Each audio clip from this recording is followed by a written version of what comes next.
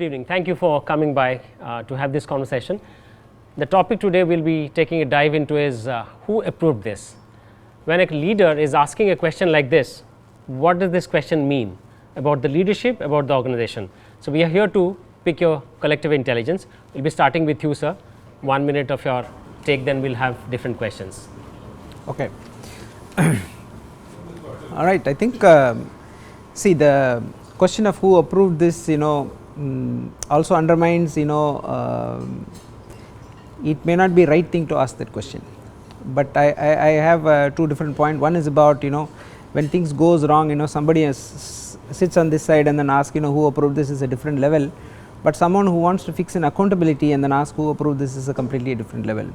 To my mind, I think both are required, right? For example, a very small issues where you see a product that is getting released and then it has some wrong legal wordings which is there in the product and somebody has overlooked it and released it. Asking that question is important, because there are people down the line where it is important that they need to go through certain set processes and then run it by the superiors and run it by the committees and all those things and then release it.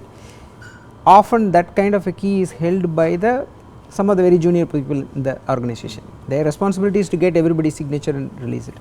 In that kind of a situation where when this question is asked, it is important because once in a while it sends a message to the people in the company saying that it is important that you take the work seriously and then implication of this seriously. The other thing is about you stand on this side of the line and ask things have gone wrong and then somebody asks who approved this is something which you clearly understand a leader letting down the team which is sitting across kind of thing. It is not necessarily about the top leadership, it happens at every manager level. It is let us not look at it only at a a very senior leadership, but also at every level kind of thing. I often seen this happening even in middle management level big time, because companies are run by senior management and middle management. When the middle management questions his next level manager as to who approved this, how did it go, because suddenly it caught the eye of a regulator or it caught the eye of my boss, who approved this. This happens more in the middle management and junior management. I have seen that level. That shows that person is either he is scared or he is not a person who takes the decision. Most of the time he allows it to go as pass. As and when the problem comes, he asks a question but not actively manages the work. There are so many interpretations that comes. So in most of these cases, it can be corrected not by taking very very extreme actions, but rather more by coaching, and set a culture of it's okay to err, it's okay to as long as the damage is less, it's okay to leave alone. Those kind of individuals tend to stay with the company and grow along with the company. Over to you, sir. Sure. I think in continuation to that, I was looking at the tonality of the question. Okay, depending on the tonality, there can be positive outcomes, there can also be negative outcomes. Who approves? So I think this question has got a deep sense of annihilation in terms of looking at not only who approves this, but how was this approved, why is this over, what was the rational basis for affirming something. So there can be multiple other questions that can start spiritually from this one question. But what this neatly dives is there accountability built as up? And more that this question, I think one of the other question also should come into is what in the system broke down. And that reflects with the cultural debt the company, then you're typically referring to work. So a lot of key things that comes up. One, decision making capacity. To what extent decision making is becoming transparent to the organization these days. A classic example I'm reminded of as we were talking about is you all understand the sport of cricket. Okay. And if we please, let's slightly go back to 10 years, there was no DRS. If 15 years back, the way the decision was taken is at the ground umpire who takes the ball. And then today we have DRS. And about 6-7 years that DRS came in. And again in DRS system, just see the evolution that happened in terms of specifically answering this question. You took this decision finally. And in the DRS, the third umpire is looking at, and every players in the public are watching the third umpire board to say whether it is out or not out. And today, what is the change in the same DRS system? The change is very, very remarkable. And those who are watching this without muting the television, the third umpire is actually speaking up and he's saying, can you go back to this particular sneakometer and walk me through and I'm seeing the ball passing by, did not touch. He's loudly telling what is he observing. And then he says, therefore, okay, now there's no sneak with the bat. Now can you go back to the front view and show me how does the, the projection of the ball goes into. He speaks loudly and then finally says, oh yeah, my decision is out or not.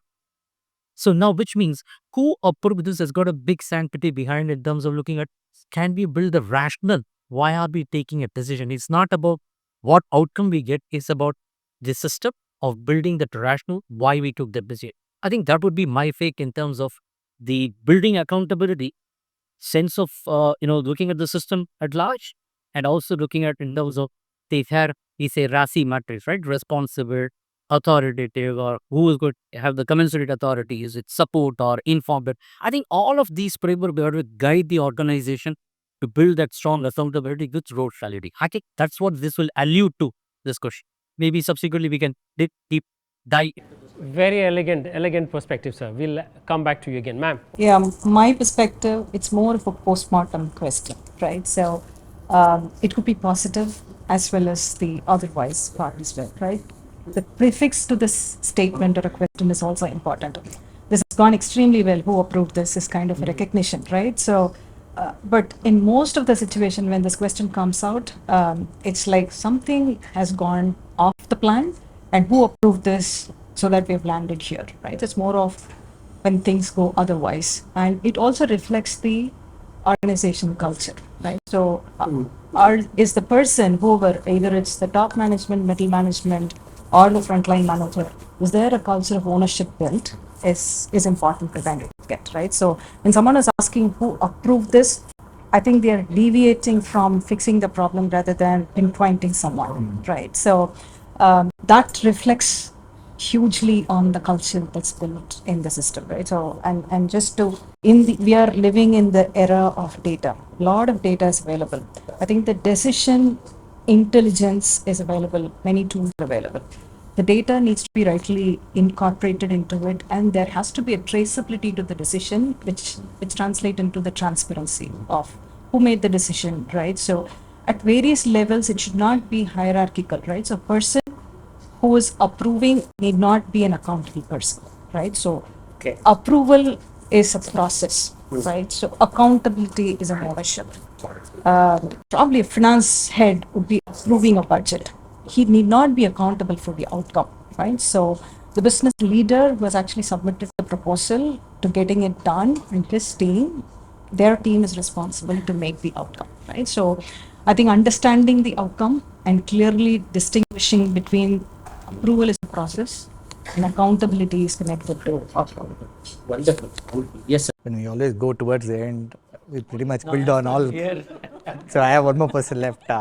Jokes apart, so pretty much, I mean, in line with what the other speakers spoke.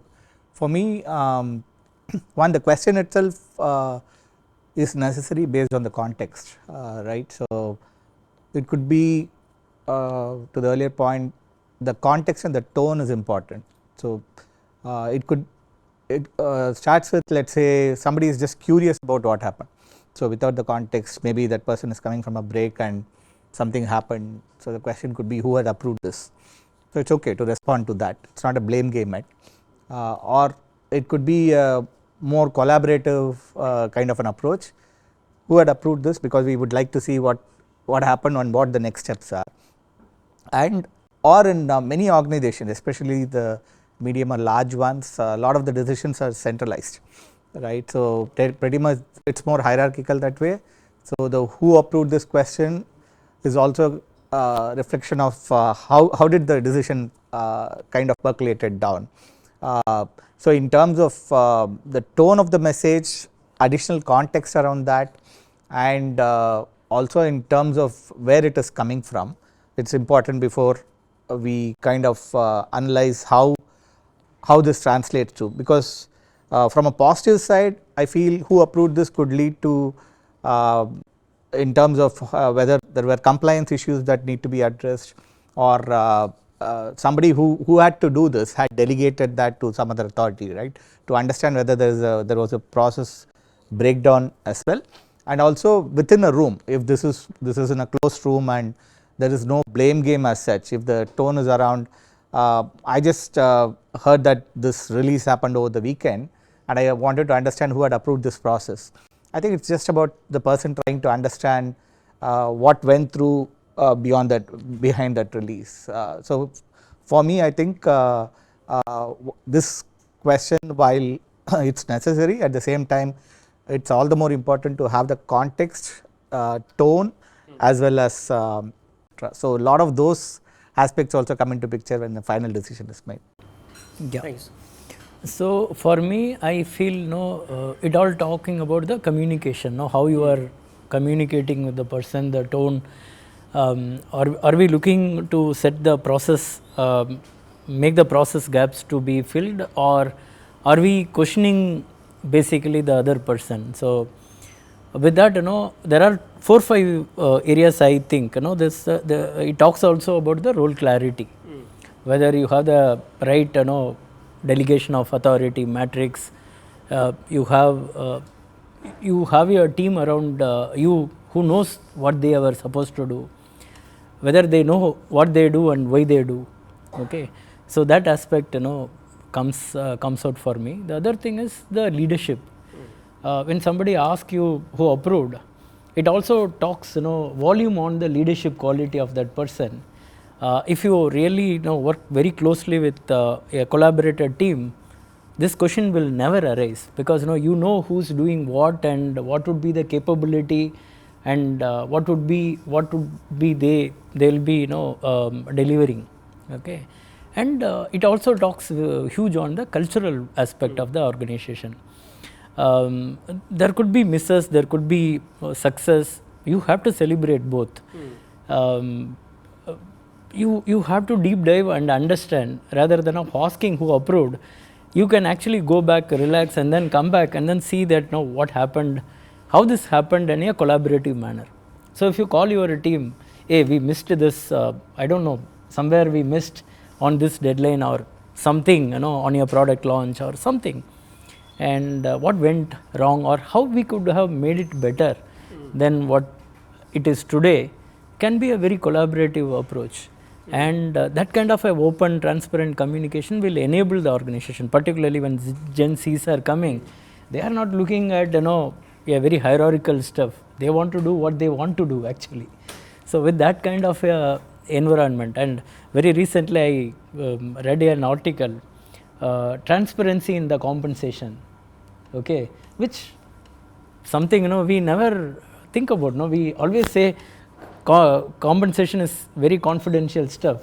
Today people are saying, what would be the band I am in, what would be the CTC you will be paying, and is there a discrepancy or is there a bias?